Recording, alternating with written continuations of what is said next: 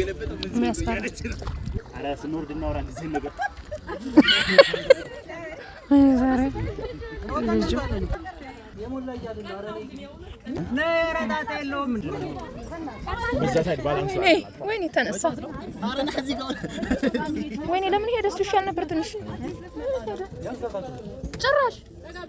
ለእናንተ እንዴ እና እኔ እናንተ በዛን አረ አይ ሚዛን የለውም በዛ ጋር ይሄኛው ያዘነበለ ነው ጋቢና ቪአይፒ ከፍላችሁ ነው ወይስ ምንድነው ጋር እሺ ወይስ ሳቁ ልትነቅ